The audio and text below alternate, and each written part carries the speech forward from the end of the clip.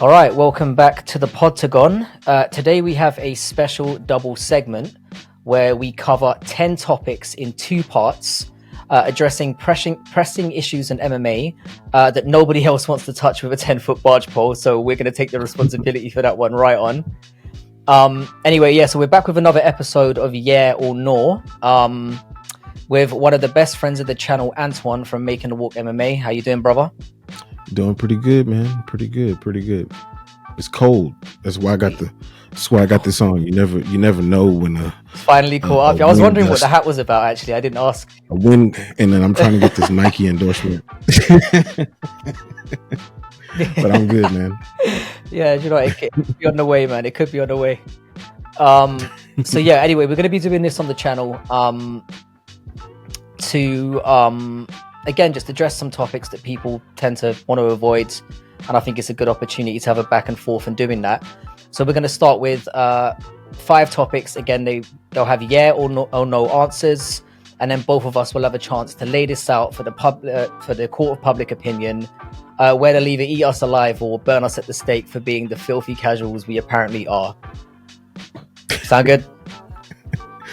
Yeah, that sounds good to me. To love putting myself into these situations. All right, so the first topic we have on today's it's what keeps it entertaining slate. You know what I'm saying? It does. Yeah, I like fearing for my life. It's exciting. So yeah, sorry. The first topic we have on the slate today would be: should the UFC have female only and male only specific cards? So as the guest today, why don't you have the first crack at that? Cool. Okay. So initially, I really had to think about this one. But in the sense of putting an all-female card together, I think it would alienate a lot of the viewers in a sense.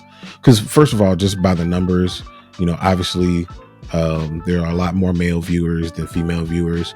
And if we look at other sports like the WNBA versus the NBA, the salaries, the income, the advertising, everything is skewed far towards the NBA, even though the WNBA puts forth a pretty solid product. And there are amazing athletes in the WNBA. And I think that if we did that on the MMA side of things, we'd see a very similar trend. And I don't think that any organization would want that. It's unfortunate because I do think that female MMA fighters are amazing. And I mean, the best champ that we've ever had is a female in Amanda Nunes, if that tells you anything. But even saying so, I think that it would, from a financial position, it wouldn't work well. So I would say no on that one. Yeah.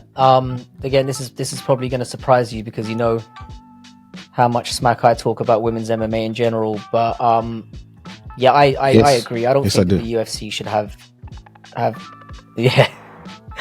I don't think the UFC should have male or female only cards either.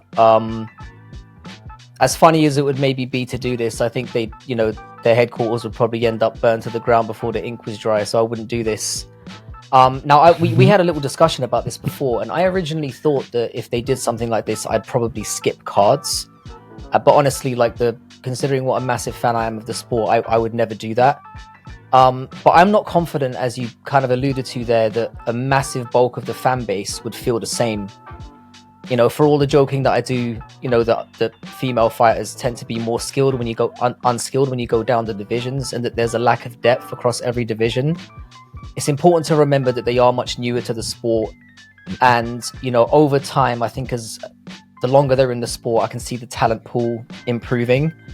I could see in 5 or 10 years, talent level and skill is going to be far more deep.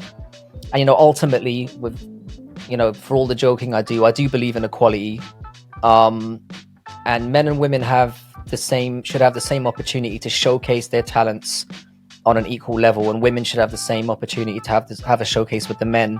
I just think that what needs to happen is that, you know, the UFC needs to make a better job of talent selection and matchmaking.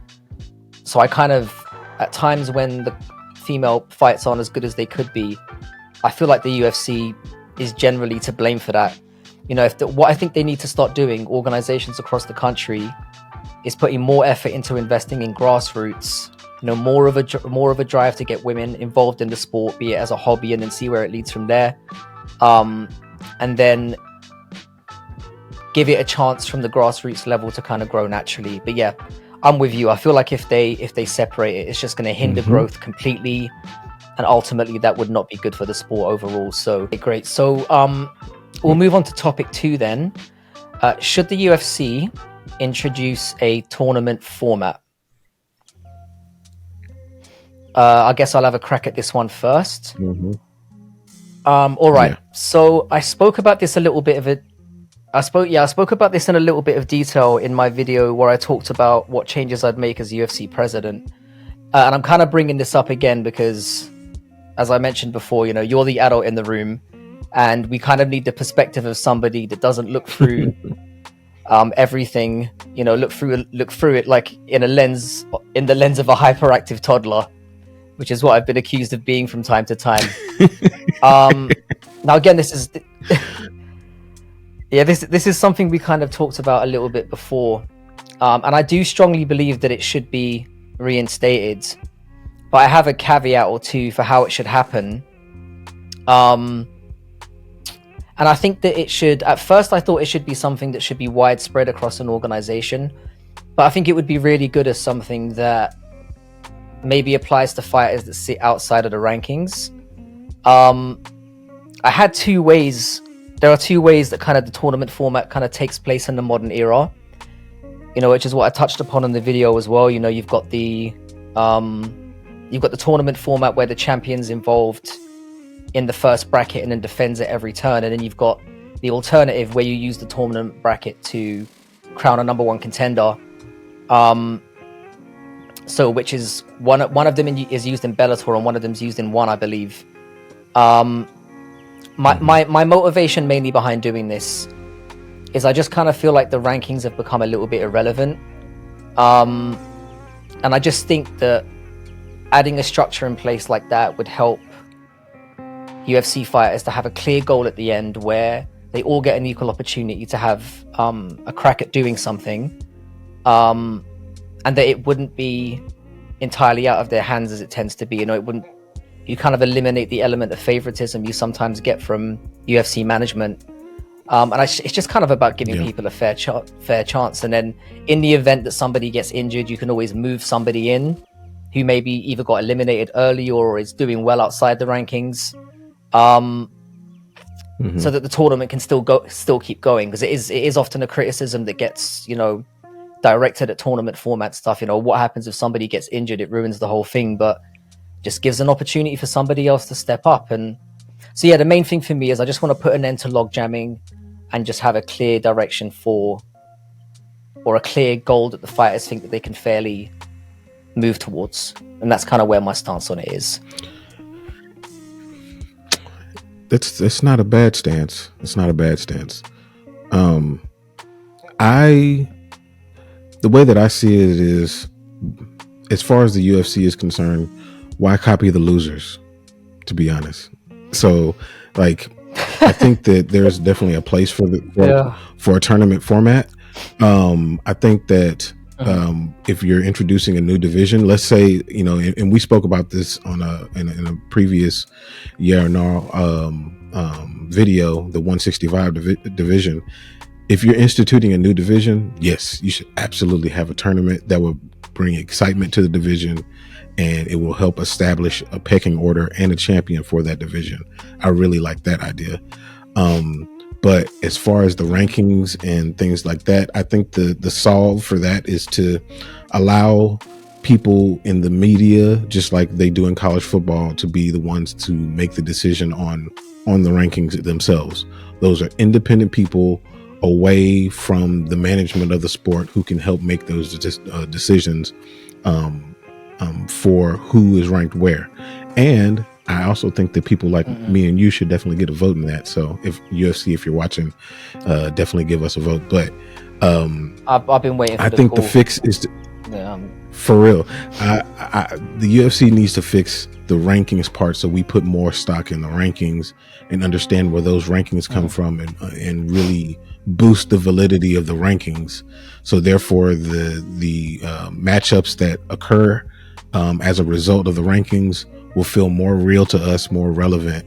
And I think that the tournament model, it works in some spaces, but as a whole, I don't particularly like the way that PFL and Bellator do their tournaments. To me, it's kind of anticlimactic. You got the champion fighting randoms until the tournament is done, or sitting on the shelf until the tournament is done. What if the champion wants to fight 3 times a year? Yeah. Now who is he fighting? A random person that they bring in from the outside who's not anywhere near as good as the champion. So like it does a disservice to the champion, in my opinion, depending on how the tournament is set up. So I like the tournament format in certain instances. So it's a nah-ish for me. But yeah, that's kind of where I see that one. Yeah, no, I think you're 100% right about kind of, again kind of discrediting the champion by having him go up against randomers, and I think that's why it's something that I would like to see outside the rankings. You know, just kind of, and again, I mean, you mentioned about the PFL, the PFL's way of doing it. I don't even understand it most of the time. Like, they seem to have overcomplicated it so much. You know how you get certain points for like a knockout in the first round, and then it just seems so... Yeah. And then when they get to the end, it doesn't feel like they're a champion, because they're not champion next year. It's just all about getting that check. So it's a bit sort of, it's weird. It reminds me a bit of kind of the way that the World Cup is structured, where, you know, you get certain numbers of points based on how many goals you score, or the point differential and things like that. You get points for a draw. I mean, it kind of reminds me of that certain thing. So, but like if you look at that in terms of the UFC, either you won or you lost. There's no in between. So, like when it comes to like you know, those matchmaking, if you got 1 versus 8 and 1 knocks out 8, I mean, then you look at 4 versus 5 and it's a decision. Like, I mean, how do you weigh that out? 1 should knock out 8. That's what's supposed to happen. Yeah. So I don't like that. I don't like that they do that. I mean, I understand that they're trying to induce some action by giving more points to certain outcomes, but it falls flat to me. They got a whole host of problems over there. Yeah, it's actually funny you bring that up, because I do actually have, I can spoiler alert this, because this video is probably going to go out after that one, but I've got a video coming up where I actually look into 5 things that I would do as PFL Bellator owner that would help them compete with the UFC next year.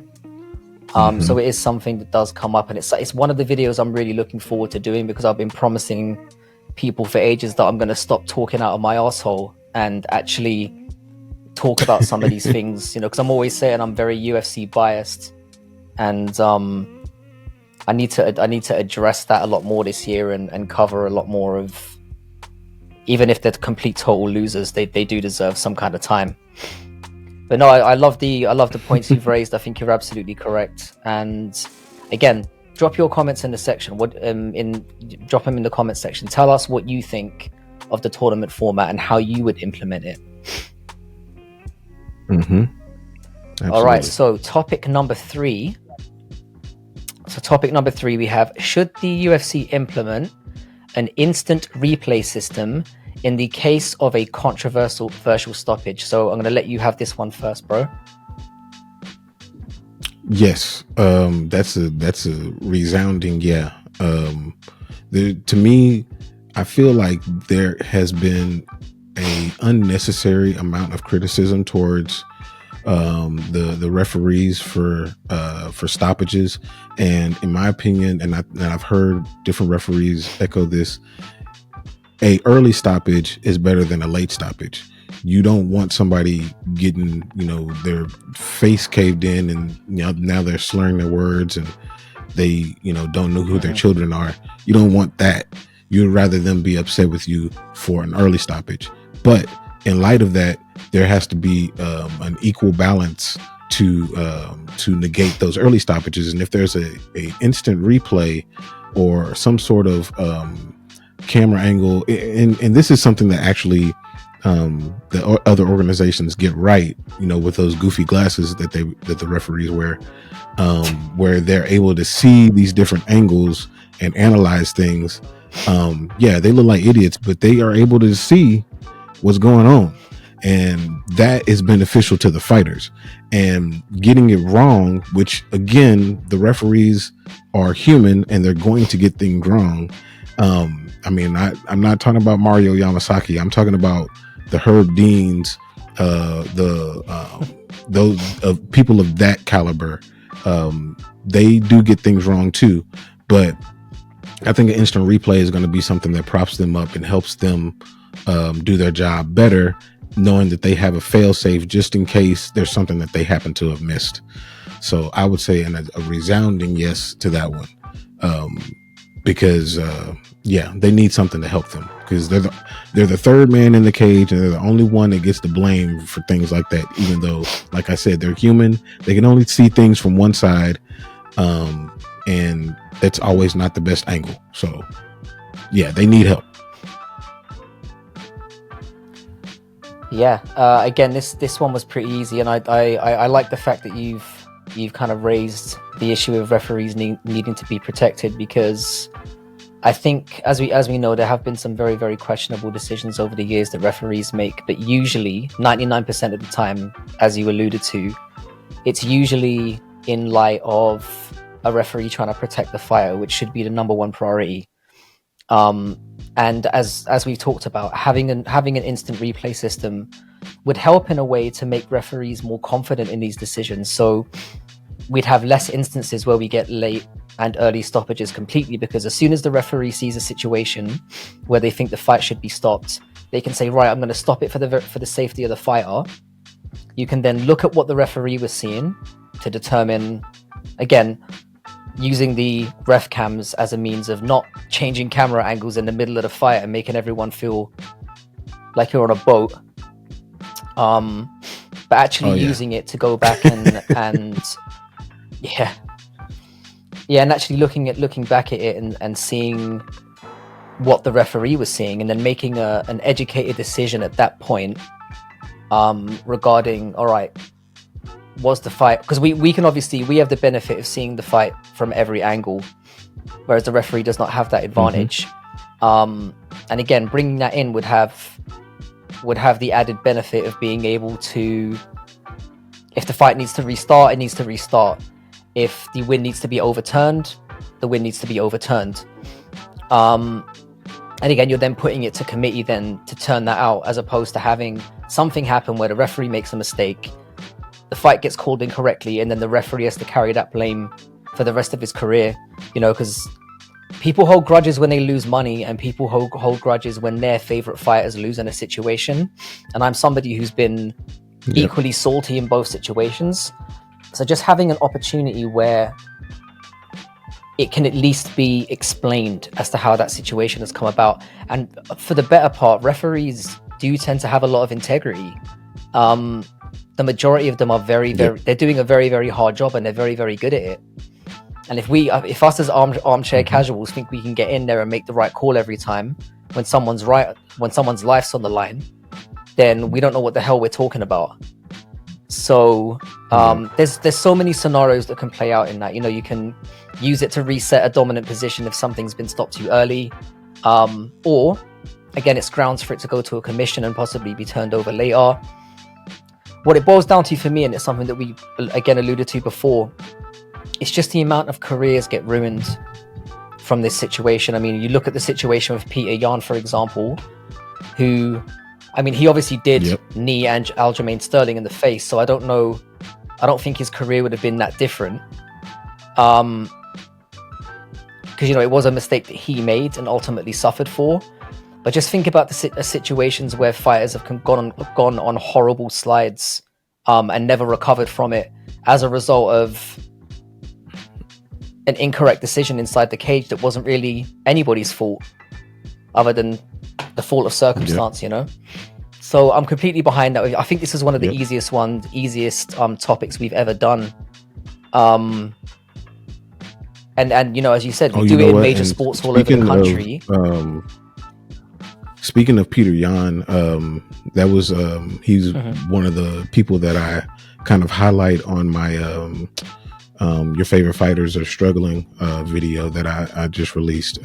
Great video. A few days back. And I think that, that's a great point. Like these particular scenarios can create a microcosm for a fighter where things start to snowball, and they could have started on something that was totally not their fault.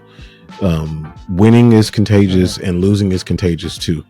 And in Peter Yan's case, I mean, the dude hasn't won in 3 years. And so it doesn't have to start with something that they did. It could start with something that was out of their control. So yeah, this would totally take that out of the picture of things that could hurt them.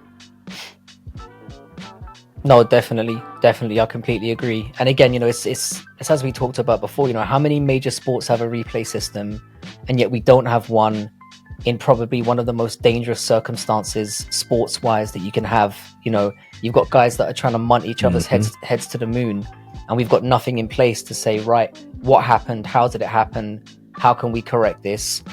And in terms of how fighters' careers can get derailed, we've seen it happen time after time, and they should at least be actively trying to fix that. It might take some trial and error. There might be some mistakes along the way, but if the ultimate goal isn't to have a fair outcome in there, then what are we doing? Like, these people are putting their lives on the line, and they deserve to have a fair situation when doing that, because then it all gets farcical at that point. But 100% agree with you. And again, Absolutely thank you for raising the point so eloquently, as you always do. You're making me look like a real adult again. This is why I like talking with you. And by myself, I feel like I'm giving myself a bad reputation. So thanks very much. All right, so we're on to topic 4 now, and that shall be: should fighters that miss weight face a penalty point loss to start bouts? I believe you went first. So it's me first. Yep. You know what? Like, at this time, like, I'm not gonna ramble in any sense about how much money I've lost betting on certain fighters, because I seem to be doing that on every podcast now, and I'm starting to sound like a gambling addict. So I don't want that evidenced. I don't want my kids looking at this in the future and saying, "Oh, like, that's what Daddy's doing. That's why Daddy's screaming at the TV on a Saturday night because some idiots lost him money." Yeah, I think. Yeah, I can't, I can't say how many times that I've done a bet before a fight. I've picked a certain fighter, and then it comes to weighing night, and then the opponent steps up, and looks like the Michelin man on the scales, smiling, clearly not dehydrated, and ready to sit on someone's head, with a clear advantage.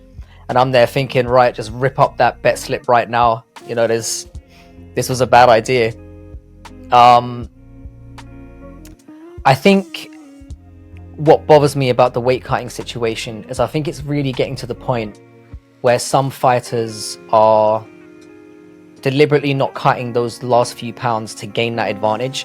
Like, they're thinking to themselves, all right, I'm probably going to lose 20% of my purse. And again, we talked about this before. If I'm getting my win bonus and I'm going in there with a much better chance by being bigger than my opponent, I might as well not cut those last £5, have the advantage on fight night, and then when I kick that guy or girl's ass, I'll happily hand over 20% of my purse because I'm getting my win bonus anyway, and then I'm also ascending up the rankings where I'm going to get bigger and more important fights down the line. So yeah, like, it's just, there's the incentive that's in place right now clearly is not working, because fighters seem to be doing it all the time. Like, we pretty much get every card where somebody is not missing weight because they couldn't make the weight, but they've just got to a certain point and been like, yeah, I don't really want to do this. I think I'm going to go in there and toss this guy or girl around, get an easy win, and then the benefits of that will come later on down the line. So I just think that it's at the end of the day, they're allowing them to cheat by not docking on this. So I feel like if you dock a point, it would certainly illustrate who's doing this on purpose and who genuinely has had a weight botch. Because like I said, there are examples of that out there where people genuinely, they get sick, they have issues, they have a weight botch. It happens. You know, it's happened to the best fighters, you know, and it will keep happening. But what I want to cut out is those situations where fighters are doing it on purpose. And if they have that point docked, it completely changes the entire way that they go about that. And I think it's something that you need to do. We need more severe penalties for this stuff. And yeah, it's just a way of stamping out cheating, which I think we need to see. Yeah, you know, initially when I thought about this, I was like, no, you can't do that to the fighters. That's not fair. You know, they need to start off at 0-0 when they come in, but they're not starting off at 0-0. You know, the way that you illustrated it just a moment ago, as far as them being happy on the scale, and they didn't have to go through that suffering, that shouldn't be rewarded with them coming into the fight happy and ready to go, and just they're going to be on the winning side of a math equation because they're going to win this fight. And statistically, the fighters who have missed weight win more often than not. So I think that that is definitely something that should be in play, with one caveat. I think that on the women's side, there are instances where their cycle may play a part in them retaining water and not being able to cut weight. So I think that there has to be some sort of doctor's like influence when it comes to, yes, this person was able to cut those last 5 pounds, or no, this person was not. And I think it's really focused on the women's side. Men's side, I mean, it's almost like, I don't know what's going to stop. Either you pull out or you make weight, one of the two. But like Jocelyn Edwards is a person that it immediately makes me think of. She was going, I can't remember which fight it was, but she missed weight, and that was the reason that she missed weight, and she won the fight. So I think that is the only asterisk that I would put on it. But I actually agree. I think that should be something that is done. So when they start the fight, they're already down in that round, and the best that they can get, unless they, you know, completely starch them, is an even round. I mean, that's going to definitely keep them from missing weight 100%. It'll also keep them from signing up for fights when they know that they have a weight issue. So it'll serve a lot of purposes if they institute that. So I'm gonna say yeah. I completely agree. Again, this is another thing I want to ask the people watching in terms of comments, because there may be some alternatives that exist that maybe we didn't consider. So please drop those in the comments if there are any ideas you have that would help eradicate weight cutting, because obviously there's a lot of organizations over the world that do it differently and do it quite well. I know that one is quite highly favored for the way that they handle the whole weight cutting situation in general, and it's something we're actually going to talk about a little bit later on. But yeah, if there's anything you can suggest that may be a better alternative, please drop them in the comments. We always like to hear what you've got to say. So the last topic on segment 1 is going to be, should UFC fighters be allowed to use performance enhancing drugs across the board, no limitations? So again, I leave the floor to you, sir. What do you think on this matter? So I would say I'm gonna say no, but I think that there's definitely a place for it. As a responsible adult, I would say that is a very dangerous dangerous thing to do. And obviously, the first person that makes me think of is Michael Bisping and what happened to him when he faced TRT Vitor, and he kicked his eyeball out. Yeah. But by the same token, would I like to see a juiced up heavyweight Vitor versus Alistair Overeem? Yeah, I would pay to see that. Absolutely. Sure would. Would I like to see Paulo Costa on the secret juice against Vitor? Yes, I would. Yes, I will pay it. But I think that that's something that they would have to sign up to do, and they would have to be in the UFC Super League, where it's like all rules go, and you can dip your fist in the glass and do the whole bit if you want to, because you signed the agreement saying this is what we're going to do. These are the rules. For the regular UFC, I think that's very dangerous, and I don't think that they should do that. So I'm going to say no with that stipulation, because I do watch bare knuckle fighting, and that feels very dangerous too when it comes to face laceration. So that's kind of the way I see it. Like, it's a train wreck that I would pay to see. Yeah, no, I'm kind of along similar lines with you, because the first thing that came to mind is I was thinking, like, if it was possible to live in a world where PEDs could be 100% eradicated, like you could have 100% certainty that nobody's doing them and they just didn't exist anymore, I would choose that option. Because obviously there's the inherent dangers of, the more somebody's obviously juiced to the gills, the more power they've got, the more speed they've got, the more damage they can ultimately do. And as much as I enjoy people beating the tar out of each other, I don't want to see anybody, have permanent damage in there, or just like temporary damage is fine. A couple of weeks in hospital at worst. Yeah, would be as far as I'm willing to go on that one. I don't want any permanent damage, or heaven forbid, somebody getting killed in there, which I hope we never see. However, as I've said to you before, we don't really live in this cartoon world, so I can't really treat the situation like this. Now, I did have a thought about, why not just have an organization where either people agree to it or they don't agree to it. And again, that would be another ideal situation. But again, you'd still face situations where people would just outright lie. They'd either say if they're fighting in situations where they're not supposed to use it, they'll use it anyway. And if they're fighting in a situation where they're allowed to use it, they'll be doing all kinds of things that are maybe going even further off the road. But I think the reason why I'm in favor of moving... So what we should have is the NRFC. The NRFC. That's what it is. No rules fighting championship. That's it. And they can do whatever they want to do in that one. Yeah, the sick thing is that would be amazing, and I would watch it. I may never watch the UFC again. It might be that good. It's like... Yeah, I just think we're in a situation now where it's not a question of whether people are doing them or not. I think it just comes down to, people seem to be in a race to try and figure out how to do it and get away with it more than anything else.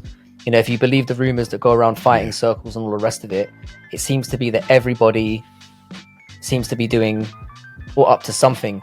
As I brought this up previously, but like, I've seen countless times where you get these crazy YouTube doctors that come on and they're just, they blatantly talking through the process of how easy it is to do a cycle and get away with it, to avoid detection entirely. So we're kind of already living in a situation where potentially either everyone's doing it and trying to get away with it, or some people are blatantly not doing it and some people blatantly are. And that's why we might be getting some of these crazy outcomes in matchups that appear to be more even than they are on paper. So yeah, it's just something to, it's kind of, I don't know, it's just something that I feel like needs to kind of be addressed. And what worries me about the PED industry more and more, and again, this is something I touched upon, it seems to be that the younger generation are getting more and more involved in doing it. You know, you've got 16-year-old kids wanting to be influencer bodybuilders online and wanting to enter competitions for mixed martial arts, and they're using performance enhancing drugs because they can get away with it there. There's no USADA there, and it uses that, they can use that as an opportunity to jump up. So I feel like the main reason for me why I would want performance enhancing drugs legalized is because once it's open, we can regulate it, we can see what works and what doesn't, because right now we don't know what the long-term effects are that using these kind of things have on your body. And I genuinely think there's going to be some stark findings in the next 10 or 20 years where, you know, we already see that people are dropping dead at a very young age, but there could be much longer lasting effects moving forward that people are aware of. And the more and more people use these things and do these things, you could end up with a situation where it becomes embedded in the next generation's culture and way of doing things. And by then, the horse is bolted from the barn. So my reason for kind of favoring PEDs more accepted, again, just to have that regulation, to have that testing, and to have PEDs moving in a direction where we are making them better and making them less dangerous. Because I think the more that whenever you try to hide doing something, danger tends to follow. You know, because you're hiding things from people that could potentially help you and potentially give you a decent education on the subject. And I don't like the idea of the world becoming like that, and MMA and any space, really, any sporting activity becoming like that, where people feel like they have to do these things in order to excel. So because it's happening anyway, I would say embrace it and then see how far we can go with it in terms of making it safe and making it just safe and less shady, because right now things are shady anyway. So I'd potentially like to see it go in another direction.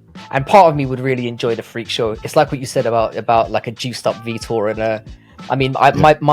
my skin was literally tingling when you said that.